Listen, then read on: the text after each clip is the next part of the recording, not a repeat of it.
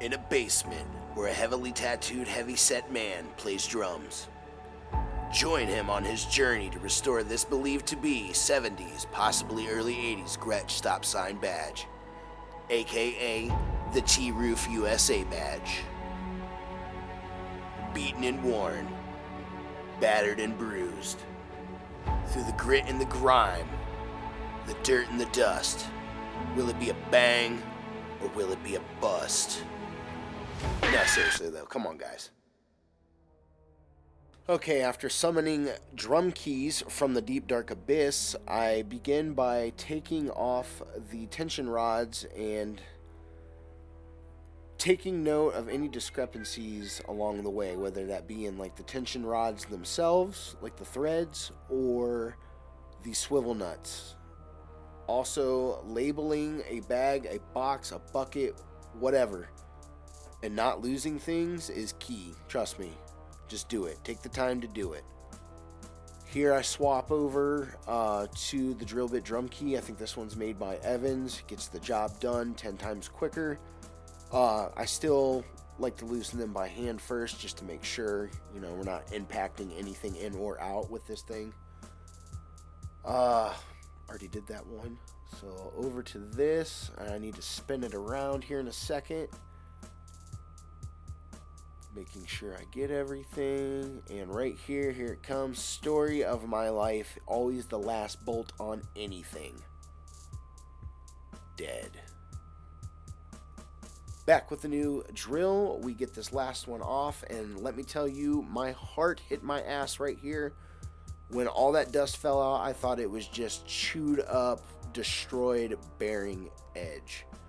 But it's not. It's just, a decade's worth of dust and dirt and wood chips and disgustingness. Okay, so here we are finally on the interior, and I'm starting to undo the screws that go into the lugs and realized that they painted over them, making this almost impossible to do by hand. I mean, there was so much I had to break loose on that, and you can see me struggling right there. I was just like, nope, drill time. Here we go. Crack. Being aggressive, but still taking a soft approach to it, just to get them out of there, or started anyways. That one came all the way out. Kind of checking the threads on those as I put them back in the bag, or I kind of did before I filmed, I guess. Everything checked out, and you can see here where the lugs were on the shell, like how preserved it is underneath, so to speak. Interior shot, that should be silver. I'm on to the Ractom 2. This is a 14-inch. Big boy. I love it. I liked playing this when I first got it in. Was having a struggle there with that one to realize the swivel nut just keeps spinning around in that lug. So before I aug it out, I just flip it over carefully, pop off the bottom one. Looking around. Black, I think, is what that one was painted to. But I loosen up that lug altogether and leave it on the rim for now. I'll address that later. Next day, got to do the bass drum by hand. No special tool to get these things off. These are the old school T rods. I love and hate these at the same time. Always like the rounded ones of GRETSCH though.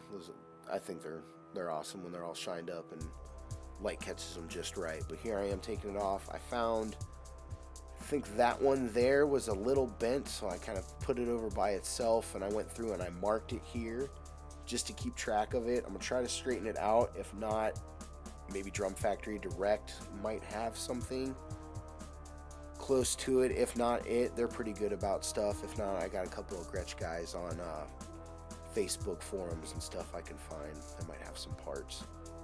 Getting into the bass drum, oh man.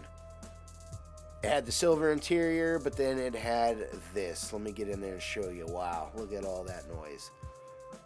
So, I mean, right here, I just go ahead and weigh my options on what I want to do with the interior as I'm taking it apart, and I'm just going to go ahead.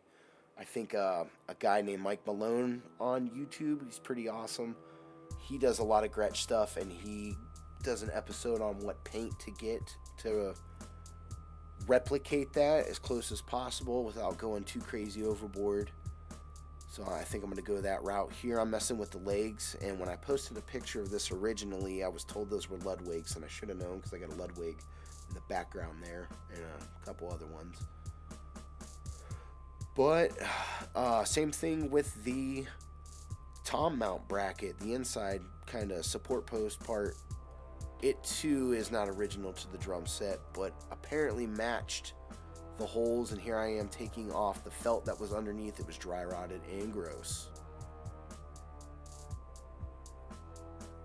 And this is the hardware that came off of it, the lugs anyways.